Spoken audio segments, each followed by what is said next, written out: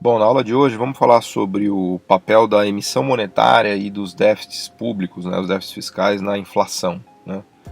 E a principal mensagem que eu queria passar aqui é que a emissão monetária e grandes déficits públicos não geram necessariamente inflação, né? Eles podem gerar sob determinadas circunstâncias que a gente já vai explorar, né? Mas o fato é que não é verdade que sempre que o governo imprime moeda a inflação vem, né? Aliás, o melhor exemplo disso é o que a gente tem visto desde a crise de 2008, né, quando houve uma emissão massiva de moeda pelos bancos centrais do mundo, né, Banco Central americano, Banco Central japonês, Banco Central europeu, Banco Central inglês, e a inflação ainda hoje, né, passados quase 10 anos, né, ainda hoje continua aí próximo da meta deles informal de 2%, mas em alguns países, como nos Estados Unidos, por exemplo, abaixo dos 2%, né?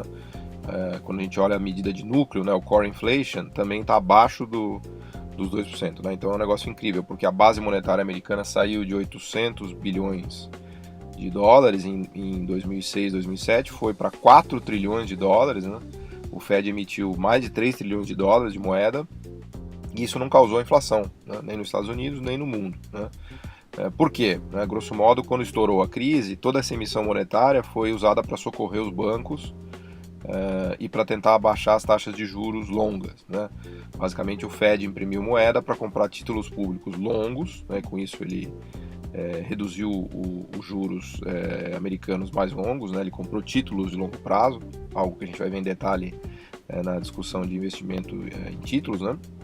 Mas basicamente ele derrubou os juros da Treasury de 10 anos, né? E comprou também títulos de hipoteca, né? Ou derivativos lastreados em hipotecas ou hipotecas empacotadas em títulos financeiros, né?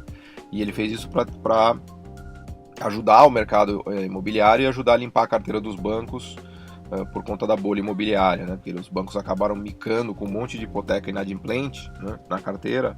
Então o Fed imprimiu dinheiro e foi comprando isso daí para socorrer os bancos e tentar reinjetar algum ânimo no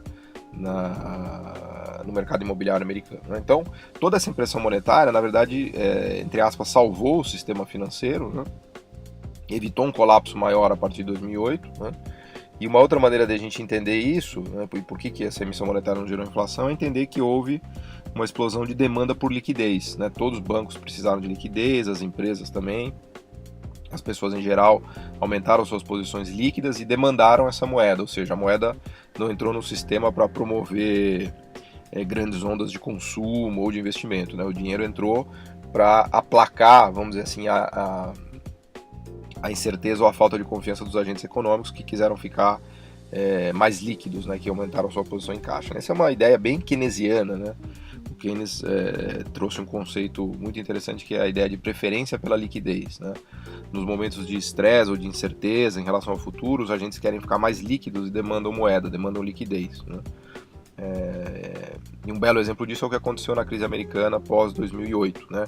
Houve uma explosão de demanda por liquidez e o Banco Central americano emitiu essa liquidez, ou seja, ele forneceu, ofertou essa liquidez para o sistema. Né? Então, sempre que a gente tem um processo de emissão monetária acompanhado por aumento de demanda por liquidez, não há necessariamente inflação. Aliás, quando a demanda por liquidez explode, em geral em crises, né, o que a gente vê é que o sistema econômico passa a funcionar de maneira mais lenta, né, porque as pessoas consomem menos, investem menos e passam a ficar mais defensivos, né? Um pouco do que eu falei naquela aula dos gastadores da nação. Né? As pessoas param de gastar, deixam de gastar, e com isso elas começam a ficar líquidos ou até no limite entesourar, né? Que os economistas chamam de money hoarding, ou entesouramento. Né? Eles querem ficar líquidos para se defender em relação ao que vem no futuro, né? Se há muita incerteza em relação ao que vem no futuro. Né? Então, quando tem emissão monetária, a gente precisa tomar muito, muito cuidado, né? Nesse curso aqui o nosso foco é olhar investimentos, né? E uma das coisas que a gente precisa saber é se a inflação vai aumentar ou não vai aumentar, né? Então, quando tem emissão monetária, a gente precisa entender qual é o contexto da economia. Se a emissão monetária numa economia que está estagnada, em recessão, com desemprego alto, em que as pessoas não querem gastar, não querem consumir, não querem investir, essa emissão monetária não gera inflação, tá? E essa lição é uma lição muito importante, até mesmo para entender o que aconteceu nos Estados Unidos, né? A gente viu uma emissão monetária enorme na pós-crise de 2008 e muita gente achou que a inflação ia explodir e começou a ficar posicionado em títulos públicos, não comprado, mas vendido, né? Todo mundo começou a achar que as taxas de juros de longo prazo iam subir muito, né? Para 3, 4, 5% a taxa nominal lá de 10 anos. E o que aconteceu na prática foi o contrário, as taxas de juros derreteram, caíram, né? Vieram a 3, 2, até meio 1,5%, até mesmo 1,5%. Né? Então, a emissão monetária não provocou inflação, provocou queda de taxa de juros, claro, de curto prazo, que é o efeito, né? Sempre que o governo emite dinheiro, injeta na economia, as taxas de curto prazo caem, né? Porque ele empresta para os bancos de maneira mais barata esse dinheiro, ou ele compra títulos de curto prazo, mas as taxas de longo prazo também caíram, né? Então ganhou muito dinheiro quem estava posicionado em título de longo prazo americano, né? Então essa emissão monetária precisa ser sempre entendida dentro do contexto econômico, né? É claro que em determinadas situações a emissão monetária pode gerar inflação, né? Se a economia está superaquecida, se o desemprego está muito baixo, se há um momento de desvalorização cambial, né? E o governo começa a emitir dinheiro e reduzir taxa de juros, isso provoca inflação, né? A gente pode até olhar o Brasil da época em que o Tombini era presidente do Banco Central, né? Que ele trouxe a Selic para 7, ali para casa dos 7, 7,5, e aquilo acabou estimulando ainda mais nosso boom de crédito, né? Com uma economia que já estava no pleno emprego, com desemprego muito baixo e com tendências de desvalorização cambial, né? Então, naquele momento, as quedas de juros ali acabaram estimulando a inflação no Brasil, né? A gente virou 2013, 2014 já com inflação na casa dos 6%, perto dos 6%, né? Então, isso daí é um exemplo de quando que o aumento de base monetária e o corte de juros pode gerar inflação, né? Mas, vejam, de novo, repito, não necessariamente. Então, é sempre importante a gente entender o contexto econômico, né? E aí na aula de inflação eu exploro bastante isso, né? Se a gente está com desemprego, se o desemprego está alto ou baixo, se há desvalorização cambial, se há choques de oferta, se o preço de energia está subindo, se o preço da gasolina está subindo, né? Tudo isso em conjunto com o nível de taxa de juros e atividade econômica vai definir se a impressão monetária gera inflação. O mesmo vale para déficit público, né? Não necessariamente os déficits públicos, né, quando o governo gasta mais do que ele arrecada, não necessariamente os déficits públicos geram inflação, né? Aliás, também temos um belo exemplo disso no Brasil recente, né? O déficit público brasileiro explodiu a partir de 2015, 16, 17. A gente teve um enorme aumento de déficit público primário, né? Até 2014 o governo brasileiro operava com superávit primário. Claro que teve aquele problema da contabilidade criativa, das pedaladas, mas o fato é que no período aí 2006, 2007 até 2013, o governo brasileiro operava com superávit primário da ordem de 2, 3% do PIB, primário, né? O que é o primário? Depois nas outras aulas a gente vai explorar em detalhe, mas é basicamente tudo que o governo arrecada, menos tudo que ele gasta, né? Então, esse superávit primário perdurou por muitos anos, né? E a inflação estava subindo, então era um caso aí de superávit primário com inflação. Por quê? De novo, porque a economia estava relativamente aquecida, o desemprego estava baixo e a tendência do câmbio ia no sentido de desvalorização.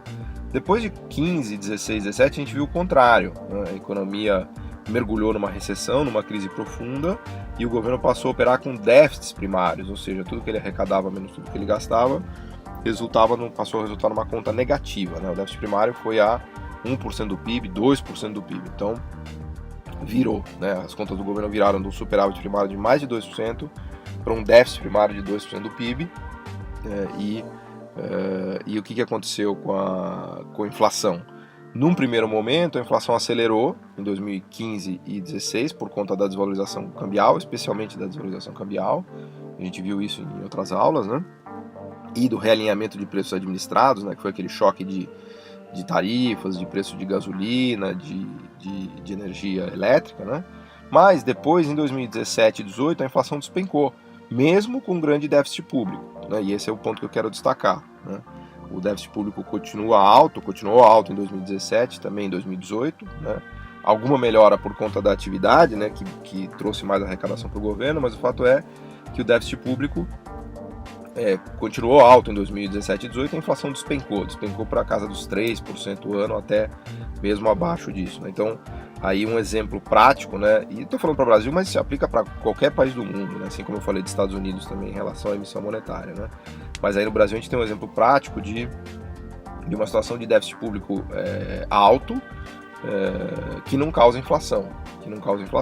Porque, de novo, não necessariamente o déficit público causa inflação, né? Em que situações que o déficit público causa inflação? Ele causa inflação nas situações em que a economia está aquecida, em que o governo está gastando muito e colocando mais pressão de demanda, né? Naquela ideia dos gastadores da nação. Quando o governo aumenta o gasto público, né? Se o gasto público está se expandindo na margem, numa economia que está com baixo desemprego, com tendências de desvalorização cambial, e choques de oferta, né, de aumento de preços de combustíveis, de energia, se o governo injeta demanda, ou seja, se ele aquece mais a demanda porque ele está gastando, especialmente com déficit público, né, quando ele gasta muito mais do que ele arrecada, aí a pressão inflacionária vem. Então, nesse caso, o déficit público é gerador de inflação, né, a situação em que o déficit público gera inflação, né. Mas, volto na principal mensagem dessa aula, não necessariamente o déficit público gera inflação, né. No Brasil de 17 e 18 foi exatamente isso que aconteceu e é novamente uma lição para investimentos, né, porque quem estava posicionado em títulos públicos, em LTNs, em NTNFs, principalmente no pré, né, no que a gente chama do investimento em pré, seja nos mercados derivativos você ficar no DI futuro, vendido no DI futuro, depois mais para frente eu vou explicar isso em detalhes, né? Vendido no DI futuro ou comprado em LTNs ou em NTNFs, se a inflação cai, as taxas nominais caem, como aliás tem despencado, né? Por exemplo, uma LTN 2023 pagava uma taxa nominal de 17% em 2015, 16 e teve essa taxa despencada para 9%. Então isso deu um aumento no preço do papel de mais de 50%. Né? Me lembro na época que essa LTN estava cotada, ela foi lançada, a série 2023, a R$415 por aí, né? E no início de 2018, essa LTN, já fevereiro, março, já estava cotada a R$660. Então estamos falando de um aumento de quase 50% nesse título, nessa LTN, por conta desse derretimento da inflação e desse derretimento das taxas de juros no Brasil. Claro, a Selic veio abaixo de 7%, porque a inflação está muito baixa, né, no regime de metas de inflação. Quando a inflação está baixa, o Banco Central reduz muito a taxa de juros, né, essa é a regra do jogo. A inflação caiu, o juro caiu, então as taxas longas, né, as taxas de juros nominais longas caíram no Brasil, né, que é o caso desse título específico que eu falei. Depois na discussão de títulos públicos e privados e na aula de Tesouro Direto eu vou explicar melhor isso, né? Mas aí tá aí um belo exemplo no Brasil de déficit público alto, né, com queda de taxa de juros e com queda de inflação, né? Por quê? Porque a economia está numa recessão ou está com uma recuperação muito lenta, o desemprego está muito alto, a taxa de câmbio está estabilizada, mais ou menos se apreciando, não há choques de oferta relevantes e o governo não está gastador, né? Na verdade, o déficit público está alto porque as receitas despencaram, né? Quando o Brasil mergulhou na crise de 2015 e 2016, a arrecadação despencou, houve um mergulho na arrecadação, né? E o governo continuou gastando o que ele gastava, isso daí somado a essa queda de arrecadação promoveu um déficit público enorme, né? Que virou dos mais 2% de superávit primário para menos 2% de déficit, né? Então, esse aumento de déficit público no Brasil ele foi produzido principalmente por uma queda de arrecadação, tá? Não por um aumento de gasto. O gasto ele continuou naquela mesma toada, né? E nos últimos 2 anos, em 16, 17, o governo tem feito um esforço enorme para cortar gasto, né? Para restringir o gasto público, né? Para evitar que o déficit primário fique ainda maior, né? Isso eu coloco tudo em dados, né? Ao longo dessa aula eu coloquei os dados da base monetária, principalmente da base monetária americana, né, que é o exemplo que eu queria dar, né, mostrando que a base monetária americana aumentou muito, houve muita impressão de moeda sem consequência inflacionária e também os dados das contas públicas brasileiras, né, que vinham com superávit primário, viraram para um déficit e ainda assim a inflação caiu, né, se a gente olhar o que aconteceu em 2017 e 2018. Né. Então, muito cuidado com essa ideia de que a emissão monetária e o déficit público geram inflação necessariamente, tá? Eles geram inflação em determinados contextos e determinadas situações, né? E esses contextos e essas situações que a gente precisa entender, que eu discuto muito nas outras aulas, né, de atividade econômica e de causas da inflação, né? É isso que a gente precisa entender para saber se a inflação vai subir ou não por conta desse tipo de política econômica, né, de aumentar déficit, de praticar déficit ou de imprimir moeda, né? E isso, de novo, é muito relevante para as nossas posições de investimento, né, para os investimentos que a gente vai fazer em papéis privados e públicos que são indexados principalmente em inflação, né? Tanto os títulos públicos que a gente pode comprar no Tesouro Direto, quanto os títulos privados que a gente pode comprar no mercado, né? Isso vale para pessoas físicas, pequenos investidores, médios investidores, grandes investidores, não importa o tamanho, né? O fato é que entender a trajetória de inflação é muito, muito relevante para investimentos em títulos públicos, né? Então, eu fiz questão de frisar e de passar essa mensagem aqui para a gente não achar que necessariamente sempre que se imprime moeda e sempre que o governo tem déficit público, a inflação vai acelerar, porque a gente pode errar no investimento. Aí, em vez de a gente comprar um título longo, a gente compra um título curto, deixa de ganhar dinheiro. Ou então, se a gente faz uma posição no mercado futuro, em vez de estar vendido, a gente fica comprado em taxa e as taxas podem cair e não subir, né?